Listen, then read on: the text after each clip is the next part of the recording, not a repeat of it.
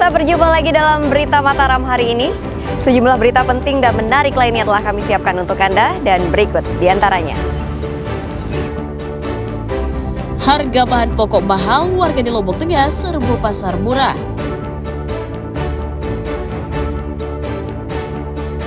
Curi tabung gas seorang pemuda di Mataram dibekuk polisi. Libur akhir pekan, wisata hutan sesot di Lombok Barat ramai dikunjungi wisatawan. Bersama saya Rahayu Jafar, inilah berita selengkapnya.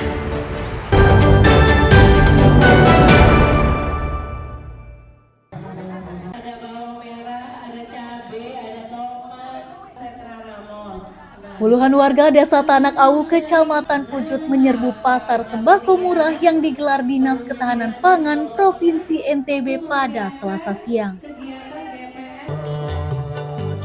Pasar murah menyediakan ragam kebutuhan mulai dari beras, gula, telur, minyak, dan bumbu dapur seperti cabai dan bawang merah. Takut tak kebagian, sejumlah warga rela berdesakan dan berebut membeli sembako yang dijual dengan harga murah. Gerakan pangan murah digelar untuk meringankan ekonomi warga yang terdampak mahalnya harga bahan pokok saat ini. Tapi untuk pangan ini memang indikator harganya selalu ditentukan dari ini loh, barang namanya cabai ini. Jika cabai ini mahal, yang lain ternyata ikut-ikutan. Mirip dengan status BBM, maka kita harapkan juga pangan ini nanti punya fokus kegiatan kita misalnya bisa intervensi cabai supaya kita bisa mengetahui harga lapangan, fasilitasi masyarakat yang punya daya beli terbatas. Gerakan pangan murah disambut antusias warga karena dapat membeli kebutuhan dengan harga terjangkau. Tadi bawang merah, cabai merah 2 kilo. Terus apa? Minyak goreng, minyak kita. Murah nggak Bu ini? Murah, tapi kok saya komen sama sirupnya itu kok harganya beda sama di warung-warung. Di sini 20, ada kedua. Makanya saya ngomel-ngomel tadi. Warga berharap gerakan pangan murah dapat terus digelar merata di desa-desa agar dapat dirasakan oleh seluruh masyarakat. Lukmanul Hakim melaporkan dari Kabupaten Lombok Tengah.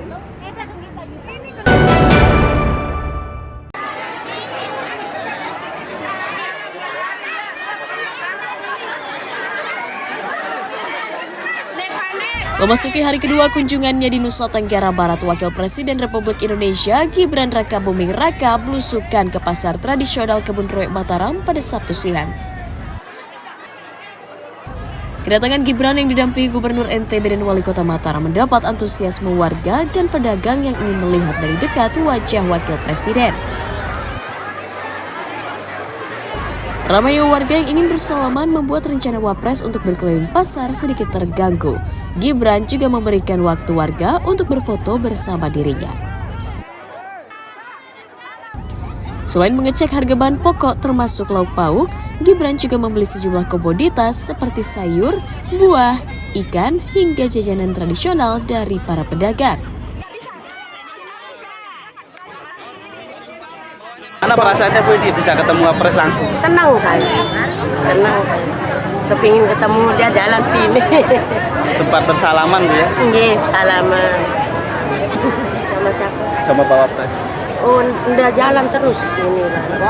Dapat salam aja, enggak sempat dia moto. Barangkali orang-orang itu yang moto.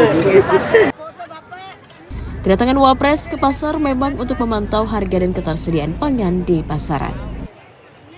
Kita mendapat kesempatan untuk bisa bertemu dengan Wakil Presiden, bertemu bersama, kemudian juga bersalaman, dan saya menyampaikan beberapa hal yang berkaitan dengan kebutuhan mereka. Beliau tidak ada bicara soal infrastruktur pasar tadi ada beliau karena memang dia datang untuk menyapa para pedagang. Selain berkunjung ke pasar, Wakil Presiden Gibran Rakabuming Raka juga dijadwalkan berkunjung ke Desa Wisata Sade dan kawasan ekonomi khusus Mandalika untuk memantau geliat pariwisata di daerah. Emi Kusuma melaporkan dari Kota Mataram. antri depan, kemudian membentuk barisan sesuai dengan kecamatan. Ratusan pegawai honorer di lingkup Kabupaten Lombok Tengah akan diangkat menjadi pegawai pemerintah dengan perjanjian kerja P3K paruh waktu pada tahun 2025. Mereka yang masuk menjadi P3K paruh waktu adalah tenaga honorer yang sudah masuk database kepegawaian, namun tidak lulus pada proses seleksi tahap pertama maupun tahap kedua. Proses pengangkatannya tanpa melalui tes karena mereka telah dinyatakan lulus administrasi dan hanya tinggal melengkapi dokumen yang kurang saja. Badan Kepegawaian Sumber Daya Manusia Lombok Tengah mencatat ada sekitar 4.458 honorer yang siap diangkat menjadi P3K paruh waktu secara bertahap. Adapun soal penggajian akan disesuaikan dengan honor yang mereka terima saat ini. Diundang oleh KN Pak Tansu untuk mendiskusikan teknis ya pengusulan. Saudara-saudara kita yang masuk dalam kategori R2, R3 untuk diusulkan sebagai P3 paruh waktu. Nah, ini yang sedang sedang proses. Finalnya nanti kita tunggu arahan dari PKN ya. Pengangkatan honorer menjadi P3K paruh waktu dilakukan untuk memberikan kepastian status kepegawaian mereka agar terdata dalam sistem kepegawaian nasional. Lukmanul Hakim melaporkan dari Kabupaten Lombok Tengah.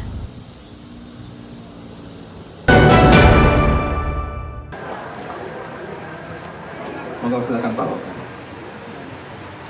Ya, alhamdulillah Pak Wapres sudah hadir dan kami Wakil Presiden Republik Indonesia Gibran Rakabuming Raka meninjau penyaluran bantuan subsidi upah atau BSU kepada ratusan peserta BPJS Ketenagakerjaan di Kota Mataram pada Jumat lalu.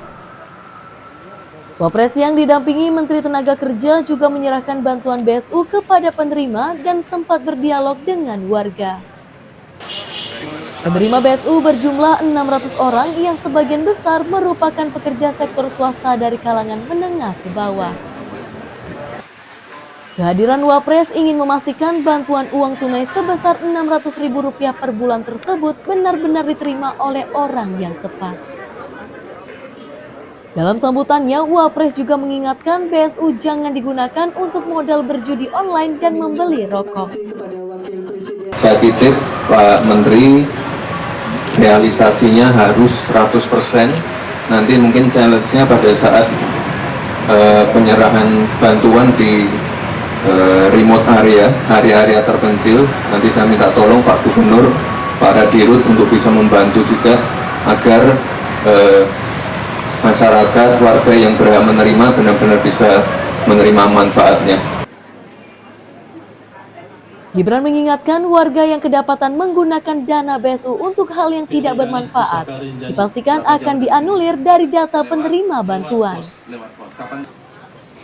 Emi Kusuma melaporkan dari Kota Mataram.